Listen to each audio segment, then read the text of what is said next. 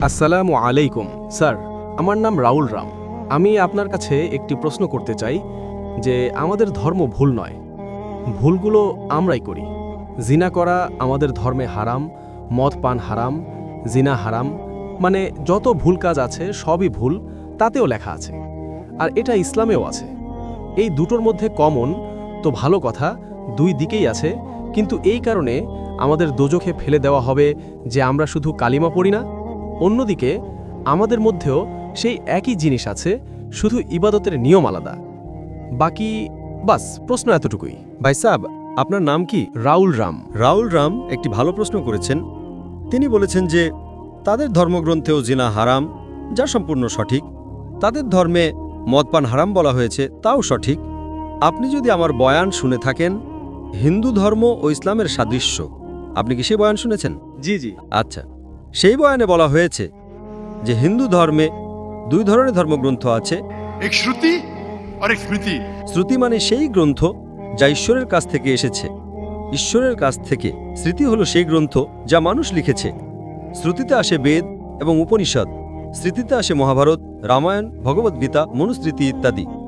আপনি যদি পড়েন ছান্দোগ্য উপনিষদে, যা শ্রুতিতে, ছান্দোগ্য উপনিষদ অধ্যায় 6 অনুচ্ছেদ 2 শ্লোক 1, नाकस्य कसिजा। ঈশ্বর একজনই, দ্বিতীয় কেউ নেই।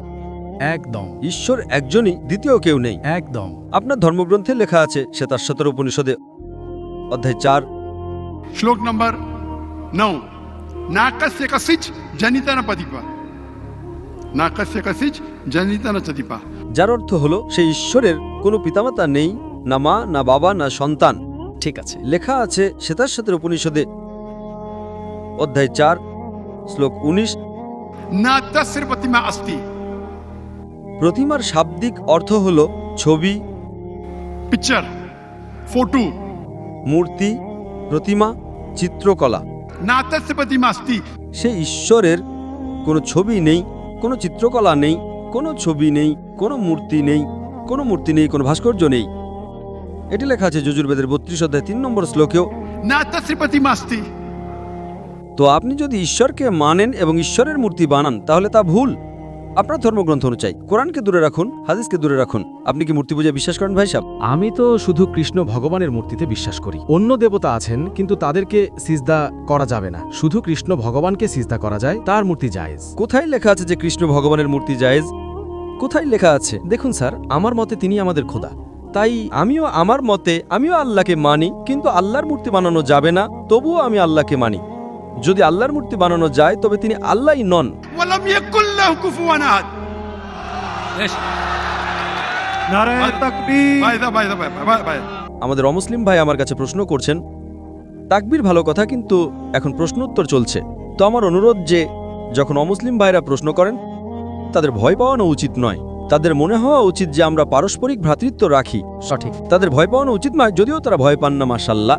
কিন্তু আপনারা এমন কিছু করবেন না যাতে তারা ভয় পেয়ে যায়। না না আপনি ভয় পাবেন না ভাই সাহেব, এরা শুধু তাকবীর দিচ্ছে। না না। তো আমাদের মতে যার মূর্তি বানানো যায় সে আল্লাহই নন, আর এটা বেদেও লেখা আছে। আপনি কি ইসকনে বিশ্বাস করেন? স্যার, সেটা কল্পনা। সেটাও আমরা জানি যে তাতে খোদা নেই, ওটা একটা কল্পনা। হ্যাঁ, আমাদের ধর্মে খোদার কল্পনা করে মূর্তি বানানো ভুল, এটাই আমি বলছি। আপনি আপনার ধর্মগ্রন্থের উপর আমল করছেন না। যদি আপনি আপনার ধর্মগ্রন্থের সঠিক আমল করেন, তাহলে আপনিও জান্নাতে যাবেন। সত্য কথা, একদম। করতে পারি না, আমরা আমাদের ধর্মকে ফলো করি। শুনুন শুনুন, আমার ফর্মুলা খুব সহজ। ঠিক আছে। कुरान मजीद में लिखा है सूरह इमरान में सूरह नंबर 3 आयत नंबर 64 में, तालौ इला कलिमतिन सवाइम बैना बैनकुम। এসো সেই কথার দিকে যা আমাদের ও তোমাদের মধ্যে একই। ঠিক আছে। আমরা আজ মানি যে আমাদের ও তোমাদের মধ্যে এক, কমপক্ষে তার উপর তো আমল করি। আমার ফর্মুলা ইউনিভার্সাল, পুরো ভ্রাতৃত্ব। আমি বলি বাইবেল নিয়ে আসুন, বেদ নিয়ে আসুন, কোরআন নিয়ে আসুন। বেদ অনেক বড়, বাইবেল কোরআনের চেয়ে 3 গুণ বড়। আমরা আজ ওয়াদা করি যে যা এক, কমপক্ষে তার উপর তো আমল করি। যা এক নয় তা পাশে রাখি, কাল আলোচনা করব। যা এক তার উপর তো আমল করি। বাইবেলে লেখা আছে, বেদে লেখা আছে, খোদা এক, খোদার কোনো ছবি নেই। আপনি যদি খোদার ছবি বানান, তাহলে আপনি বেদের বিরুদ্ধে যাচ্ছেন। শুধু কৃষ্ণের বানালেও ভুল। স্যার, ওটা ভগবদ্গীতায় লেখা আছে। তাই ভগবদ্গীতা স্মৃতি। ভগবদ্গীতা মহাভারতের একটি অংশ, ঠিক না? ঠিক। ভগবদ্গীতা মহাভারতের একটি অংশ, ঠিক। মহাভারত একটি স্মৃতি। স্মৃতি শ্রুতির বিরুদ্ধে যেতে পারে না। যদি স্মৃতি ও শ্রুতির মধ্যে সংঘর্ষ হয় তবে আমরা শ্রুতিকে মানব, স্মৃতিকে নয়। বেদ এবং উপনিষদ সবচেয়ে উপরে, সঠিক। আপনারা একজন পিএইচডি শিক্ষক আছেন, তিনি কিছু বলেন, এবং একজন ব্যাচেলার। এখন আপনি পিএইচডিওয়ালা ওস্তাদের কথা মানবেন নাকি ব্যাচেলার ডিগ্রিওয়ালা ওস্তাদের কথা মানবেন? কার কথা মানবেন? কোন ওস্তাদের কথা মানবেন? PhD sir. তো আপনার পিএইচডি হলো বেদ, সঠিক। তাহলে আপনি যদি মূর্তি পূজা ছেড়ে দেন, আপনার ধর্মগ্রন্থে লেখা আছে যে একজন শেষ নবী আসবেন, এবং যদি বেদ পড়েন অথবা পুরাণ, তার মধ্যে অনেক জায়গায় লেখা আছে যে শেষ নবী হলেন মোহাম্মদ সাল্লাল্লাহু সাল্লাম। আপনি যদি কলকি পুরাণ পড়েন, ভবিষ্য পুরাণও আছে কলকি পুরাণ, এবং আপনি আমার বয়ান শুনলে, একটি বয়ান আছে আমার মোহাম্মদ সাল্লাল্লাহু সাল্লামের উল্লেখ হিন্দু ধর্মগ্রন্থে। সময় কম, তাই শুধু ছোট একটি পয়েন্ট বলবো।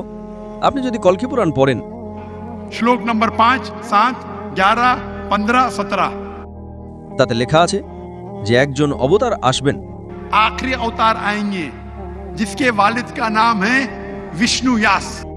বিষ্ণু মানে ঈশ্বর, জি জি। ইয়শ মানে তার বান্দা, তার সেবক। আরবিতে অনুবাদ করলে তা হয় আব্দুল্লাহ। শেষ নবী আসবেন যার পিতার নাম আব্দুল্লাহ, তার মায়ের নাম সুমতি। সুমতি সংস্কৃত মানে শান্তি, শান্তি। আরবিতে বললে আমিনা। মোহাম্মদ সাল্লাল্লাহু আলাইহি ওয়াসাল্লামের মায়ের নাম ছিল আমিনা। তিনি জন্ম নেবেন একটি শান্তির শহরে, মক্কায়।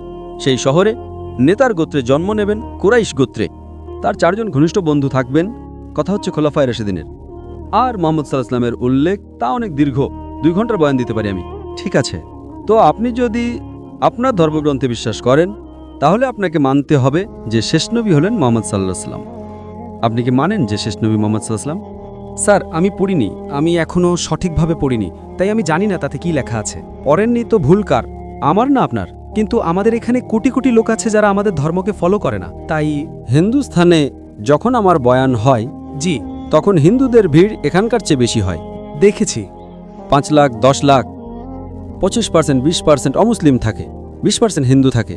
তো 10 লাখের 20% কত হয়? 2 লাখ। এটা তো 2 লাখের ভিড় নয়, তাই না? কারণ হিন্দুস্থানিরা আমাকে অনেক ভালোবাসে। জি, এবং অমুসলিমরাও ভালোবাসে। এই পলিটিশিয়ানরাই সমস্যা করে, ভোট ব্যাংকের সমস্যা। তারা ভাবে যে আমরা তো হেরে যাব এখন। হিন্দুরা যখন আমার বয়ান শুনে তখন বলে যে 2 ঘন্টায় আমরা যা শিখেছি তা আমরা 40 বছরও জানতাম না। ঠিক আছে, তো আমি আপনাকে এখন প্রমাণ দিলাম, রেফারেন্সের সাথে আপনার ধর্মগ্রন্থের প্রমাণ দিলাম।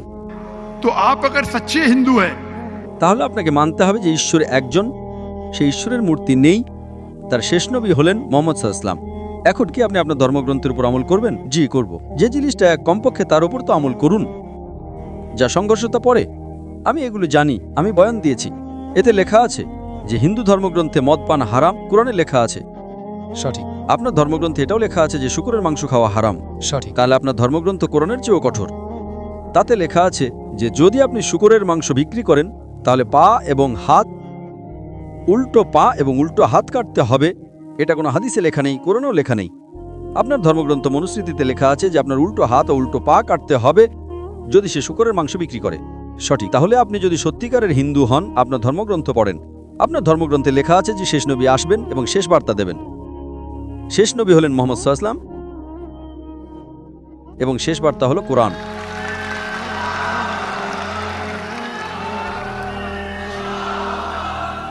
যদি আপনি যদি সত্যিকারের হিন্দু হন, তাহলে আপনাকে কোরআন এবং মুহাম্মদ সাল্লাল্লাহু আলাইহি ওয়াসাল্লামের কথা মানতে হবে। আপনি দেখেছেন হিন্দুস্তানে 1000 লোক এর মধ্যে में हिंदू इस्लाम कबूल किए। আল্লাহ হেদায়েত দিয়েছেন, আমার কারণে নয়, আল্লাহ তাদের হেদায়েত দিয়েছেন। আমার বয়ানের পর অনেক লোক দর্শকের মধ্যে বা বাড়িতে আল্লাহ তাদের হেদায়েত দিচ্ছেন। আমি আপনাকে জিজ্ঞাসা করতে চাই, আপনি কি মানেন আল্লাহর শেষ নবী মুহাম্মদ সাল্লাল্লাহু আলাইহি ওয়াসাল্লাম? স্যার, আমি এখনো দেখব, গিয়ে পড়তে হবে গ্রন্থ। যদি তাতে থাকে তাহলে ঠিক আছে। তাহলে আমার আপনার কাছে অনুরোধ, আপনি আমার ভিডিও দেখুন হিন্দু ধর্ম ও ইসলামের সাদৃশ্য। আচ্ছা, আর সেটা দেখার পর যদি কোনো প্রশ্ন থাকে তাহলে আমার কাছে এসে জিজ্ঞাসা করুন। যদি আপনার বিশ্বাস আসে যে এটা সত্য, তাহলে আমি আপনাকে দাওয়াত দিচ্ছি যে সত্যের বার্তা গ্রহণ করেন। জি, এবং ইনশাআল্লাহ তা আপনার মুক্তির পথ হবে ইনশাআল্লাহ।